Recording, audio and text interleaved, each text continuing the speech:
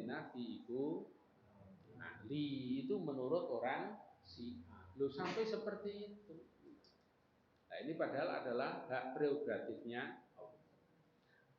Lah Maryam itu dipilih oleh Allah. Kenapa dipilih? Ya tentu karena Allah sudah mendesain sedemikian rupa.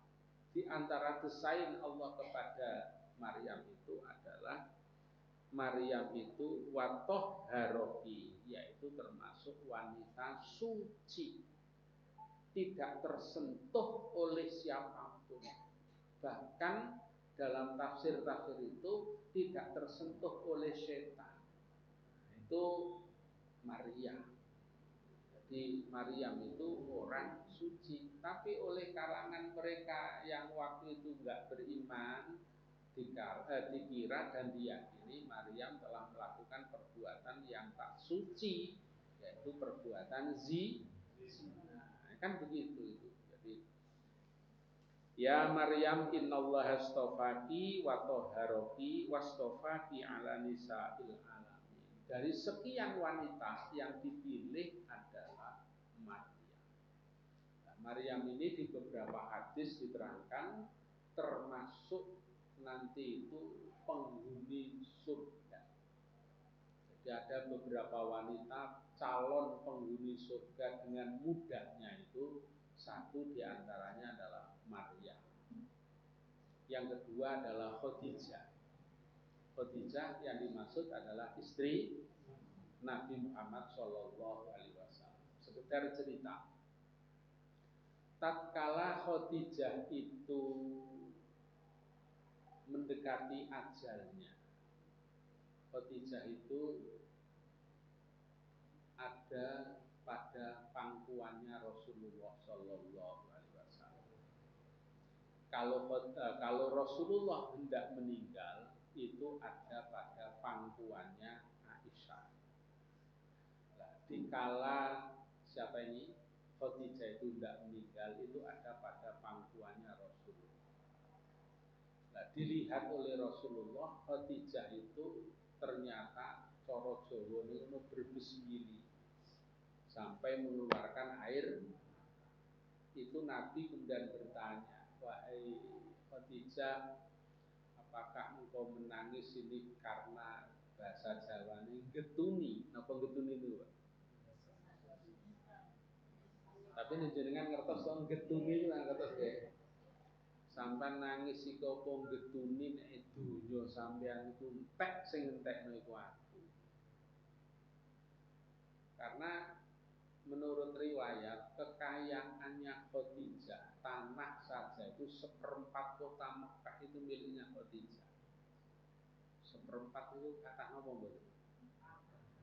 Seperempat tanah yang ada di Mekah itu miliknya Khadijah. Lah itu habis untuk apa? Untuk perjuangan. Didoli gan saite, untuk perjuangannya Rasul. Sehingga pada waktu Khadijah mau meninggal itu hanya tinggal beberapa ratus meter saja. Nah, yang sekarang ini masih nampak menurut catatan itu adalah termasuk yaitu WC, toilet. Kalau panjenengan mau panjenengan keluar dari Batu Salam mau menuju ke rumahnya, rumah di mana Nabi dilahirkan, itu akan melewati toilet yang sekian luasnya. Itu tidak kurang dari 60 meter panjangnya toilet. Tidak kurang dari 60 meter. Itu konon adalah tanahnya daripada Khadijah. Nah, apakah engkau menangis ini karena hartamu habis wahai Khadijah? Ternyata jawabnya Khadijah apa? Tidak ya Rasul, aku menangis ini khawatir akan keselamatan dirimu dan agamamu. Karena justru dengan habisnya harta ini, aku khawatir engkau itu mengalami kesulitan di dalam mengembangkan agama. Ini artinya mengembangkan agama itu artinya tidak bisa lepas dari harta. Jadi harta itu bisa untuk apa saja. Kejelekan bisa, kebaikan bisa. Membangun tentu butuh dana dan uang. Yang kukhawatirkan bukan apa-apa. Kalau hartaku itu sudah aku serahkan untukmu ya Rasulullah, tapi aku yang khawatir itu adalah keselamatan pada dirimu dan agama. Itu Rasulullah akhirnya pun juga ikut meneteskan air mata. Coba bayangkan, kalau Makkah sekian luasnya itu seperempatnya itu adalah miliknya Khadijah, itu berapa itu kalau sekarang berapa triliun itu. Sanduri triliun itu apa? Miliar itu adi triliun. Miliar itu adi. Jadi juta, miliar, triliun. Kalau dulu 1000, mulane wong tua-tua biyen iku ngarani iku sugih brewu. Karena sugih beribu-ribu. Kemudian berkembang jutawan. Yaitu karena hartanya berjuta-juta. Kemudian miliarder, miliar. Sekarang triliuner, ngono gitu. Sak duwe triliun apa? Gak usah mikir nih, Bu. Lah, itu kalau misalnya diuangkan sekarang itu berapa triliun, Masya. Dan memang Khadijah luar biasa. Istilahnya orang Jawa itu enggak tanggung-tanggung di dalam perjuangannya. Menjadi bempernya Rasulullah Sallallahu Alaihi Wasallam. Makanya tatkala Aisyah itu menyemburui Khadijah, padahal Aisyah itu gak roh rupane Khadijah. Aneh nggih. Wong ketemu Khadijah itu ya gak tahu, karena waktu itu belum lahir. Sampai Khadijah wafat itu Aisyah itu belum lahir. Tapi satu saat Rasulullah itu Aisyah itu cemburu kepada Khadijah. Kenapa kok cemburu pada Khadijah? Karena sepeninggal daripada Khadijah, Rasulullah itu menyambung kebaikan, menyambung baik dengan keluarga Khadijah itu tidak ada putusnya. Kepada saudaranya, kepada pernah bibinya, kepada pernah ponakannya, itu Rasulullah tidak pernah kemudian tidak menyambungnya. Satu saat Rasulullah itu dikirimi makanan, yang makanan itu mengingatkan dulu itu Khadijah suka memasak seperti itu. Itu dikirimi oleh saudaranya Khadijah. Itu oleh Rasulullah, kemudian dipandang, kemudian dimakan, dinikmati. Itu Aisyah itu begini. Ya Rasulullah, kok sepertinya ada sesuatu yang mengganjal pada diri engkau. Jawabnya Rasulullah, iya Aisyah, aku ini teringat kepada Khadijah, karena dulu Khadijah itu suka memasak seperti ini. Loh, itu dedane Aisyah itu tiba-tiba ngomong begini, ya Rasulullah, wong wis mati kok sik diangen-angen, apa maneh ya wis tuwa, biyen zaman kawin iku wis tuwa. Khadijah kan umur 40, Rasulullah umur 25. Wis mati. Sampai nikah ya wis tuwa. Lah pokok sik diangen-angen. Wong nek ngarep sampeyan iki lho Allah sik no. Rasulullah itu marah itu. Wahai Aisyah, kebaikanmu, kecantikanmu tidak bisa mengalahkan Khadijah, walaupun kau katakan dia itu aku nikah sudah umur. Karena apa? Satu, Khadijah bisa memiliki anak. Yang kedua, harta bendanya Khadijah itu habis Itu akhirnya Aisyah itu meneng, cara Jawa meneng napa? Meneng cep. Meneng cep. Gak obah, gak ontek. Itu begitu. Ini artinya apa? Orang itu pasti punya kelebihan antara satu dengan yang lain. Maka kita tidak boleh menonjolkan kelebihan kita seakan-akan menafikan pada yang lain. Jadi yang kedua, wanita yang masuk surga itu nanti adalah Khadijah.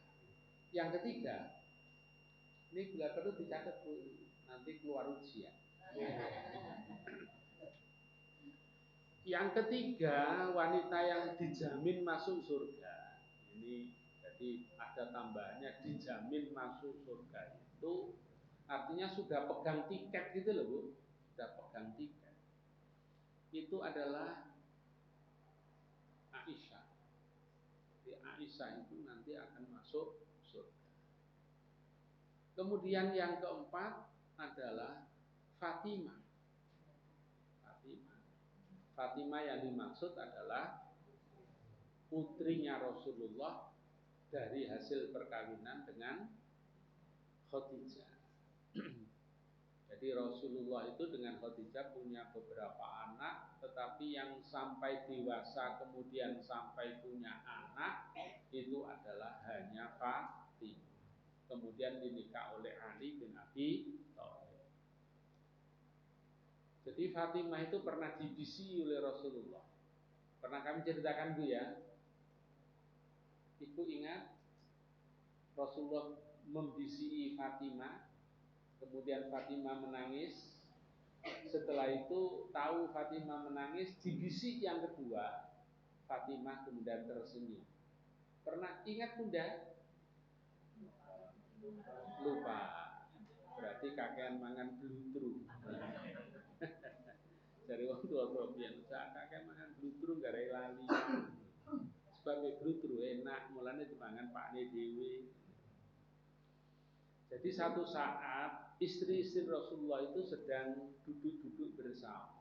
Di situ ada Rasulullah.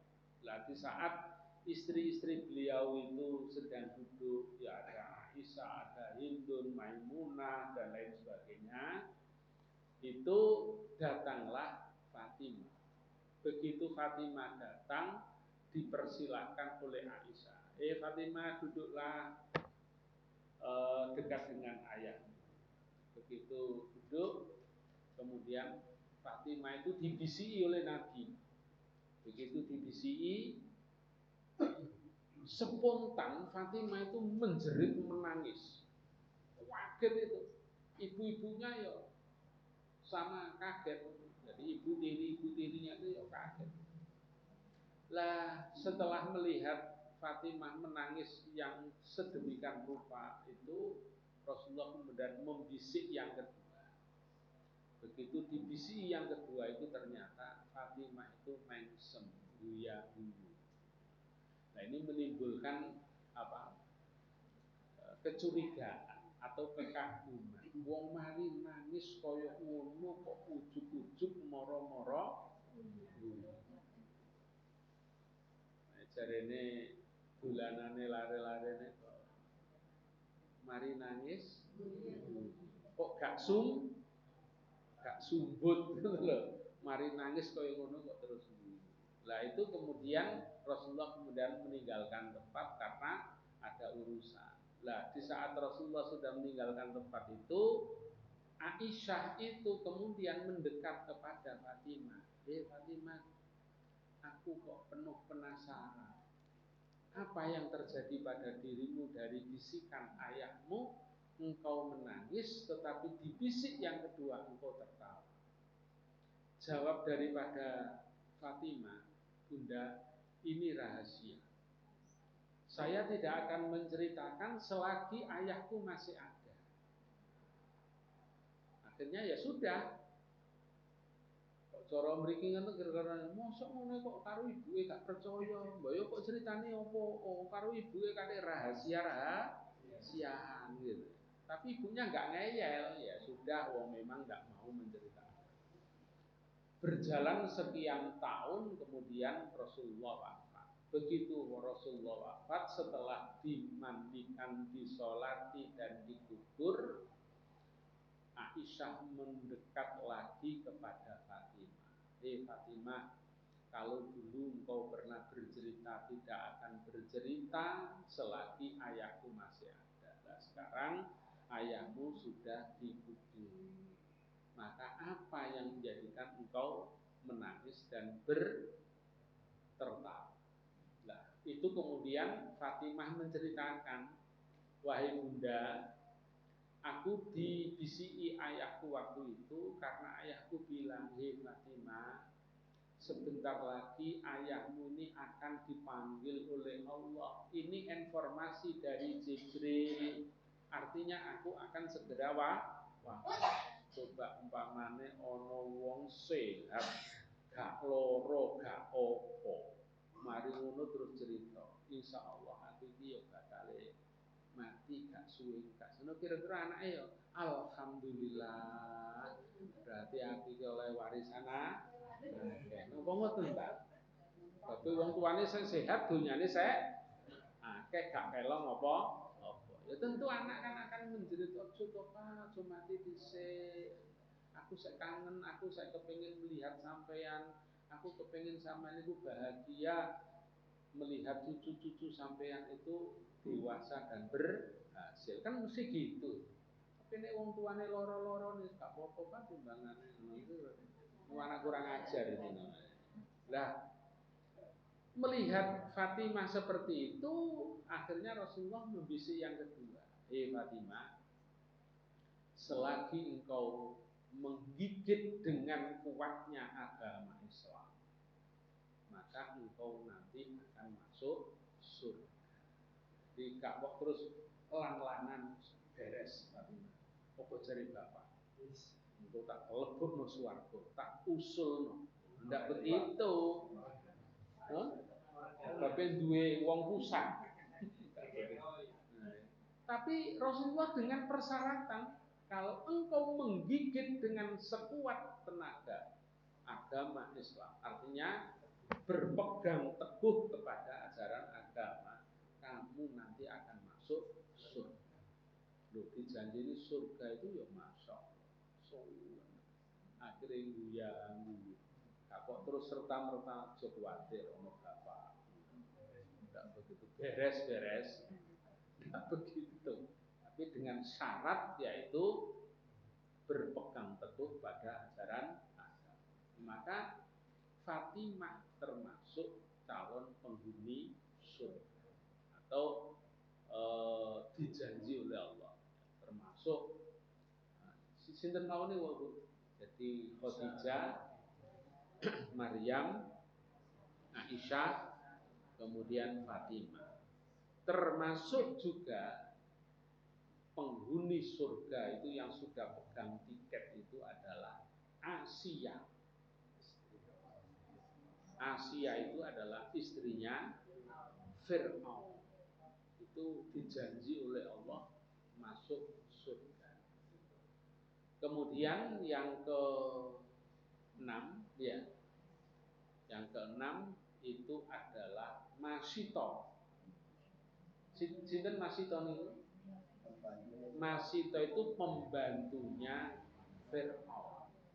Pembantunya Fir'aun karena yang meneguhkan keimanannya Musa itu adalah diantaranya lewat Masito. Itu janji Allah Subhanahu wa ta'ala. Nah, kenapa kok beliau-beliau itu, jadi ini tentu selain sebab memang Allah memilih, itu karena diantaranya adalah orang-orang ini oleh Allah layak berhak untuk mendapatkan surga karena jiwa, raga, tenaga, sampai hartanya itu diperjuangkan untuk Allah. Jadi tenaga pikirannya itu luar biasa. Lah Asia itu memperhatikan Musa itu umpamane kok cara sakniki umpamanya gak di gak ditatai oleh ibunya langsung, iku kok cara saniki niku oleh nyediani air menyediakan susu itu susu sing paling larang pada zaman. Jadi umpamane susu sing paling larang kangge bayi niku menapa Bu kula mboten ngerti. Jadi ana sing regane sak kerdus 30, ana sing 300. Itu mungkin sing 3 juta begitu. Itu karena saking sayangnya kepada Musa pada waktu kecil.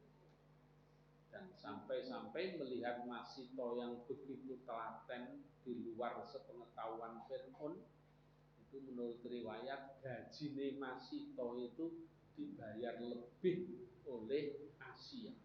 Karena ya itu tiga bayar lebih itu insya Allah akan lebih perhatian lagi. Selain itu memang ya Allah memang mentakdirkan itu sehingga itu Masito plus Asia majikannya Masito itu nanti dijamin masuk surga.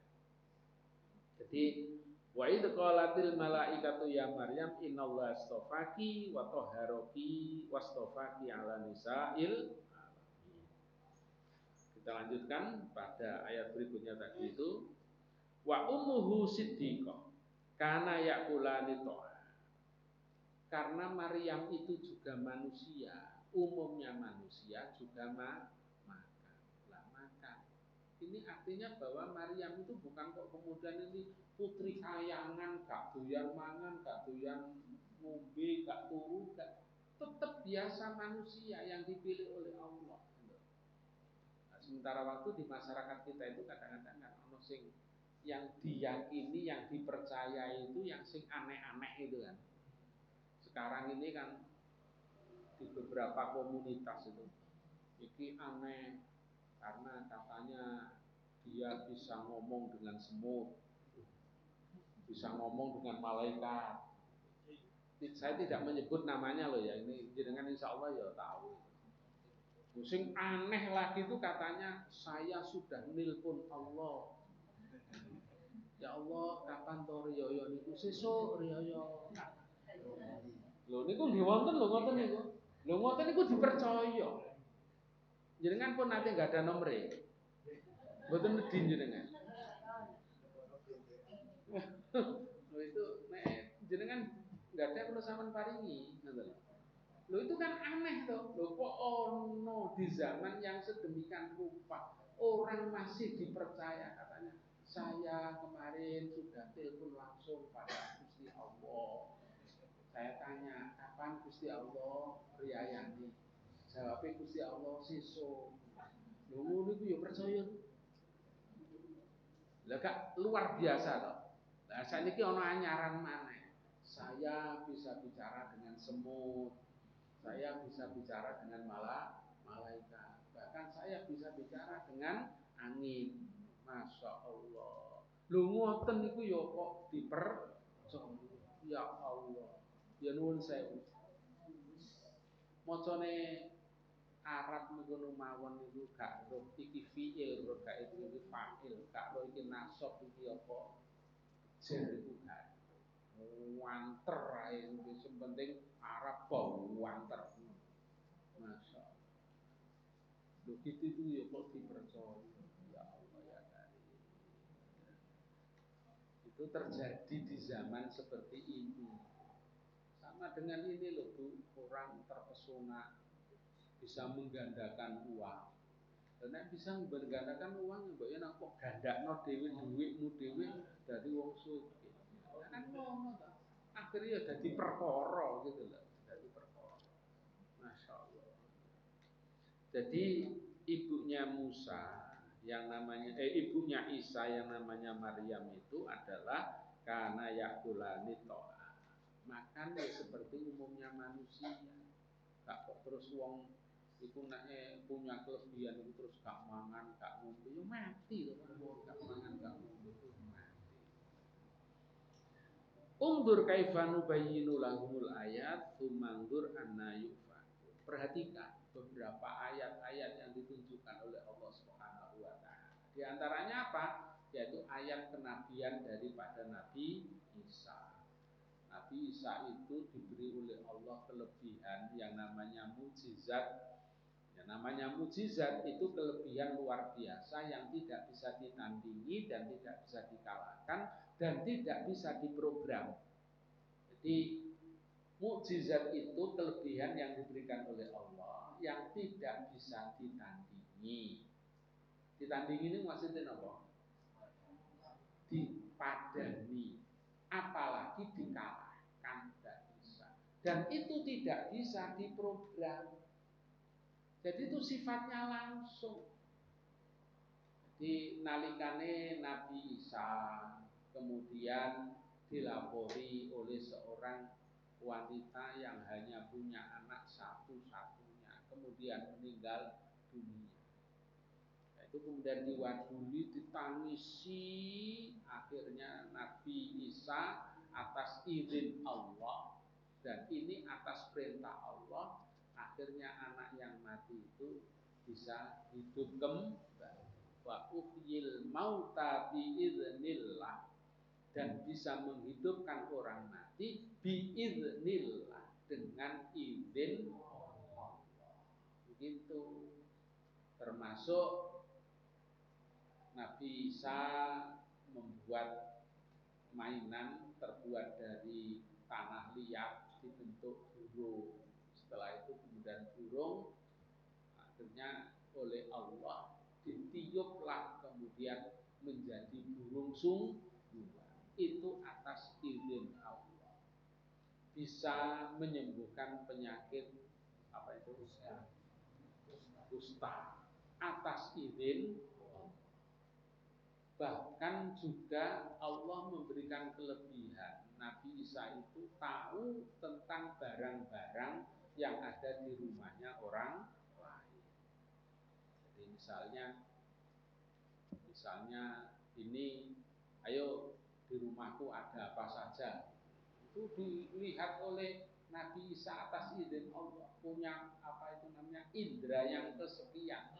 Itu pun juga tidak kemudian tiap harinya itu begitu, tidak. Kak terus di noro bahaya itu kalau tiap hari itu durung, bahaya. Sama dengan ini, Nabi Muhammad Shallallahu Alaihi Wasallam pada waktu Isra dan Mi'raj itu kan sempat dites, Muhammad, kalau kamu memang benar-benar habis dari Isra Mi'raj, gak usah kate ado-ado dhuwur-dhuwur. Aku dhewe yo karo. Saiki aku takon, cagake Masjidil Aqsa iku piye? Ditakokno Masjidil Aqsa cagake niku. Lho mosok kok Nabi Muhammad dari Masjidil Haram ila Masjidil Aqsa itu terus ngitung cagak? Kan ya insyaallah tidak. Tapi Rasulullah ditanya, saiki nek sampean rumangsa ngaku teko Masjidil Aqsa, piro cagake Masjidil Aqsa? Nah, ini kemudian malaikat Jibril yang memberitahu bahwa tiangnya cagake Masjidil Aqsa disebutkan sekian. Itu orang baru kemudian percaya bahwa oh nek ngono bener gitu. Sekarang nuwun sewu Bu, Bapak, panjenengan misalnya sudah berapa kali ke Masjid Akbar misalnya? Insya Allah 2-3 kali. Nek ditakon, piro cagake Masjid Akbar? Jenengan apa yo terus aku alhamdulillah tahun itu keras umpamane ngoten. Ya tidak tahu. Apakah kemudian dari sebab tidak pernah ke sana itu terus orang yang jenengan ceritani oh nek ngono aku gak percaya sampean. Wah, itu ping telu ora itu. Terus esensinya apa? Sama dengan ini. Dulu awal-awal nuwun sewu era tahun 70-an. Awal-awal masjid sing ana kipas angine paling akeh itu kan Al-Falah. Sak Surabaya lho niki. Awal-awal masjid sing paling akeh kipas angine iku hanya Al-Falah. Masjid-masjid yang lain paling kipas angin di situ di ngarepe imaman, sakno imame tekak kangkepan. Liyane kan tidak, karena suasana waktu itu sirkulasi udaranya masih bagus. Nah niku kula niku satu saat ngejak Pak D kula salat nang Masjid Al Falah. Pak D salat nang Masjid Al Falah. Iya. Cek ro Al Falah, cek gak ceritane tok. Begitu mlebu niku dadane sing didelok iku ngenas. Barang wis mantun salat terus kan kok Pak D. Tak itu kipase ngene iku lho 28. Astagfirullah. Mlebu masjid niku sing didelok. Oh, sing ngitung kipas angine. Itu ya karena memang sesuatu yang apa itu lain daripada yang lain. Padahal waktu itu di kampung kami belum ada yang namanya masjid ada kipas angin, itu tidak ada. Tahun 95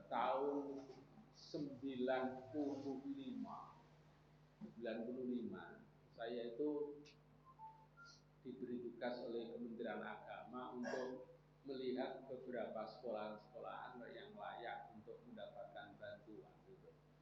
Ada salah satu sekolah, ini tingkat aliyah.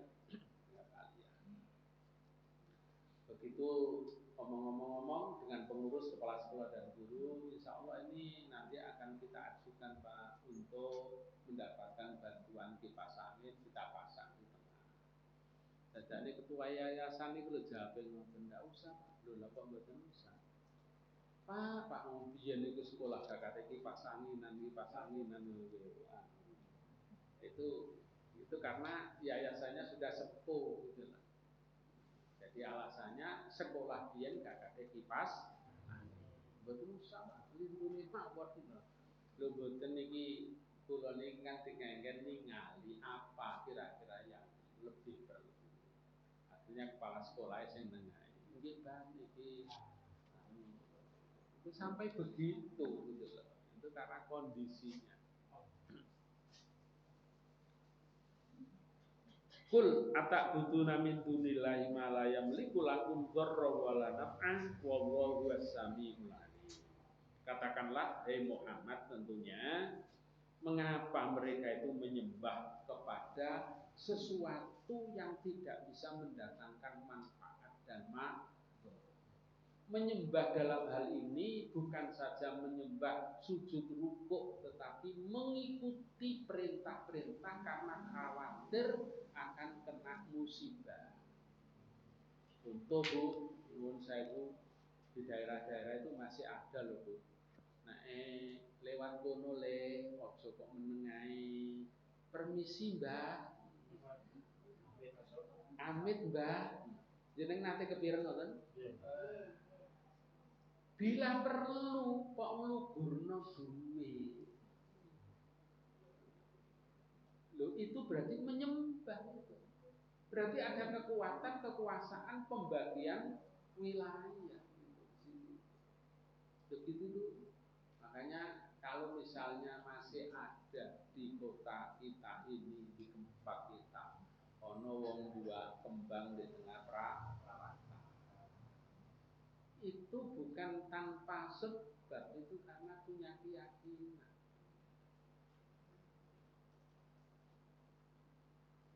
Kok gak ono sing buaken kaki di umur.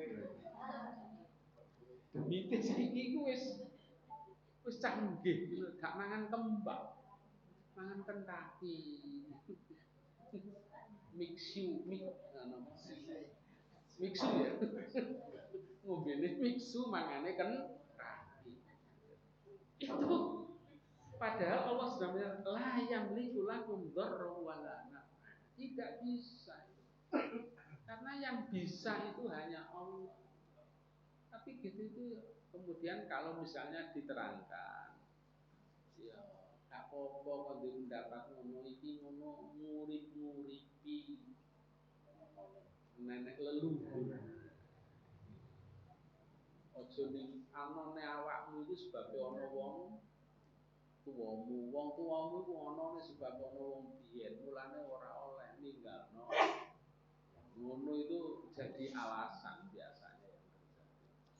Padahal Allah menyatakan, "Qul ata'buduna min dunillah." Apakah engkau menyembah, mengabdi, tunduk patuh min dunillah selain Allah? Padahal malam liku malam mala yang liku lakum dzarra wala naf. Wallahu wasami'u. Apa saja yang kita kerjakan itu dilihat oleh Allah dan itu akan dicatat. Ibaratnya sekarang itu apa yang tertulis di media sosial itu tidak serta-merta gampang dihapus karena jejak digitalnya itu akan tersimpan. Lu itu malaikat lebih daripada itu. Malaikat itu gak turu, gak barang, hanya apa itu melaksanakan perintah Allah. Jadi lebih canggih daripada canggihnya alat komunikasi. Hadirin yang dimuliakan Allah Subhanahu wa taala, maka kita ini termasuk mudah-mudahan seperti yang digambarkan dalam surat Al-Baqarah. Surat Al-Baqarah coba dilihat Bunda yang bawa Al-Qur'an, surat Al-Baqarah ayat 45 insyaallah 45. Di zaman sekarang ini paling tidak surat Al-Baqarah ayat 45 itu sama ketemu Al-Baqarah 45 berbunyi gitu sendiri.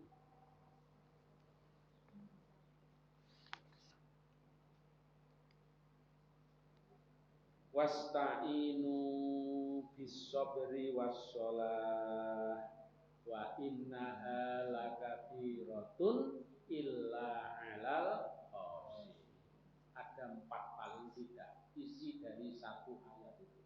Yang pertama wasta'in, minta tolonglah. Itu Nabi pernah berpesan kepada Abdullah bin Umar bin Khattab. Ya Abdullah, idza sta'anta fasta'in billah. Kalau engkau minta tolong, maka minta tolonglah kepada Allah.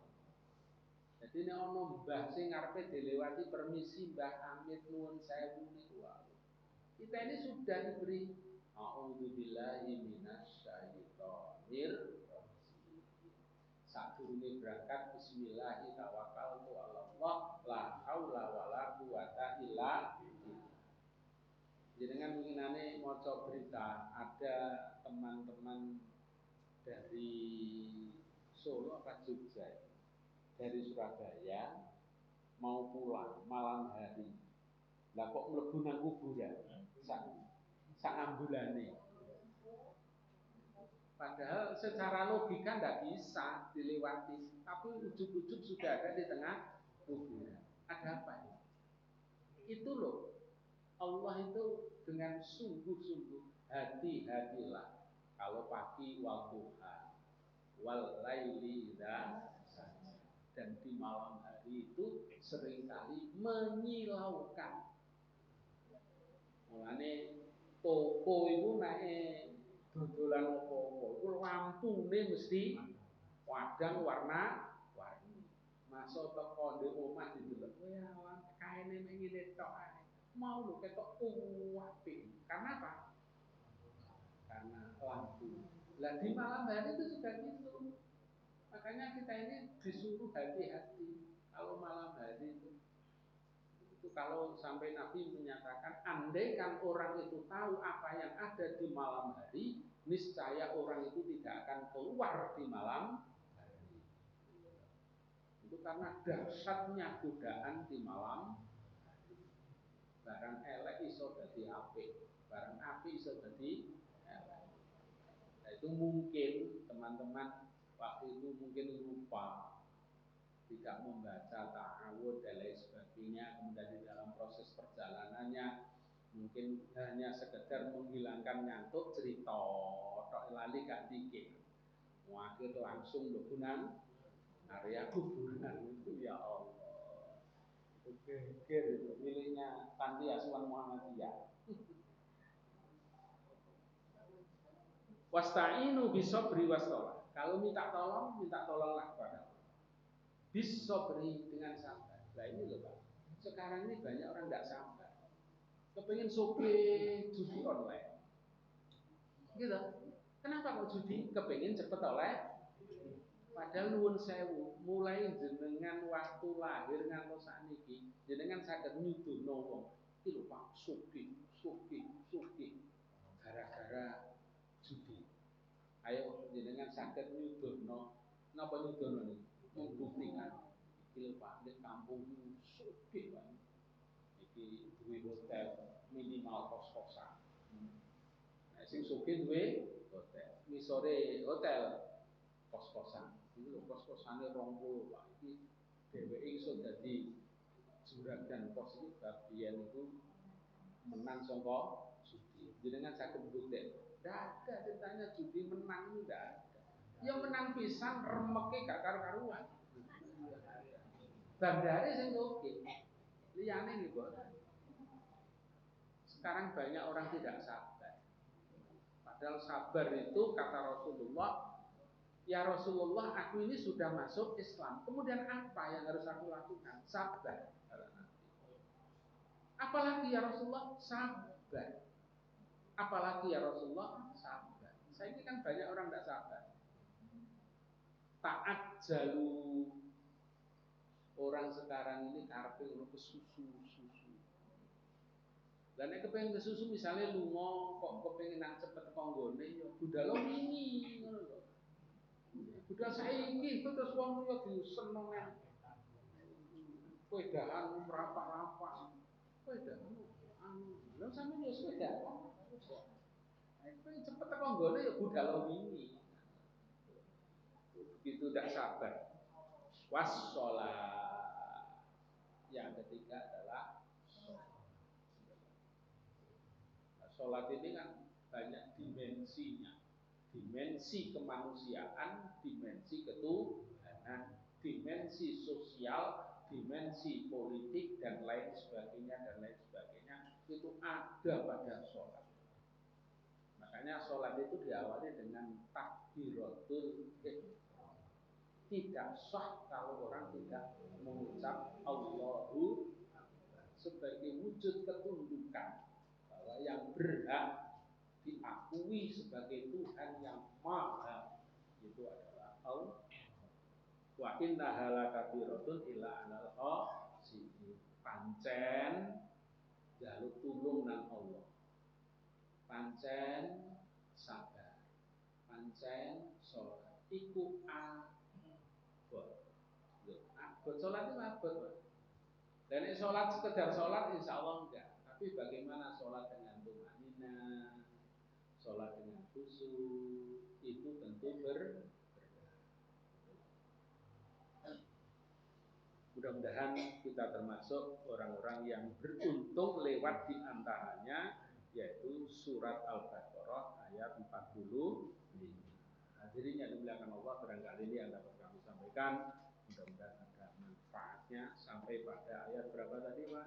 76. Iya, 76. 76 apa 77? Sampai kepada ayat 70. Insyaallah kita dipertemukan kembali di lain waktu oleh Allah dalam keadaan sehat walafiat, sehat lahir dan sehat batin. Mudah-mudahan kita termasuk orang-orang yang pandai bersyukur atas karunia Allah Subhanahu wa taala. Subhanakallahumma wa bihamdika asyhadu an la ilaha illa anta astaghfiruka wa atubu ilaik. Assalamualaikum warahmatullahi wabarakatuh.